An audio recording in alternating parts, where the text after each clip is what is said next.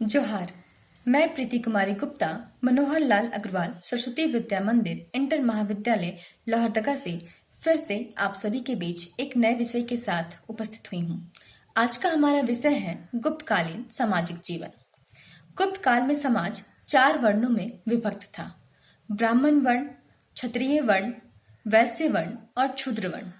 ब्राह्मण वर्ण का काम होता है शिक्षा देना, क्षत्रियों का काम होता है रक्षा करना और युद्ध करना, वैश्यों का व्यवसाय करना और क्षुद्रों का कार्य होता है इन तीनों वर्णों की सेवा करना। इन चारों वर्णों के बारे में सबसे पहले पता हमें वैदिक सभ्यता में ऋग्वेद से मिलता है। ऋग्वेद में ये कल्पना की गई है कि एक विराट पुरुष के मुख से ब्राह्मण की, उसकी भुजाओं से क्षत्रिय की, उसके उदर से वैश्य की और उसके पैरों से क्षुद्र की उत्पत्ति हुई है। आरंभ में किसी भी व्यक्ति के वर्ण का निर्धारण उसका कर्म था, यानी जो व्यक्ति जैसा काम करता है उसी आधार पर वो उस वर्ण का हो जाता था। लेकिन उत्तर वैदिक काल में व्यक्ति के वर्ण का निर्धारण कर्म न होकर जन्म हो गया। गुप्त काल में भी व्यक्ति के वर्ण का निर्धारण जन्म ही था, लेकिन इन चारों वर्णों को अपने अपने कार्यों को करने में स्वतंत्रता थी। ब्राह्मण को सबसे ऊंची श्रेणी में रखा गया था। ब्राह्मणों को शूद्रों के यहाँ अन्न ग्रहण करने की मनाही थी। याज्ञवल्क्य स्मृति में बताया गया है कि केवल संकट की स्थिति में ब्राह्मण शूद्रों के यहाँ भोजन कर सकते थे। ब्राह्मणों को राजाओं के द्वारा समय समय पर भूमि अनुदान में दी जाती थी, जिस भूमि को अग्रहार कहा जाता था। इसके अलावा हम देखते हैं कि गुप्त काल के समाज में न्याय व्यवस्था एवं दंड व्यवस्था में भी वर्ण भेद था, अर्थात न्याय करने में और दंड देने में भी वर्णों के आधार पर किया जाता था। अगर कोई एक अपराध ब्राह्मण करता है और वही अपराध क्षत्रिय, वैश्य या शूद्र करता है तो उन्हें अलग अलग न्याय दिया जाता था और उनके लिए दंड भी अलग अलग निर्धारित था। जैसे अगर कोई व्यक्ति ब्राह्मण है और वो चोरी करता है तो उसके लिए अधिक दंड, क्षत्रिय के लिए थोड़ा उससे कम, वैश्य के लिए थोड़ा उससे कम और शूद्र को सबसे कम सजा दी जाती थी।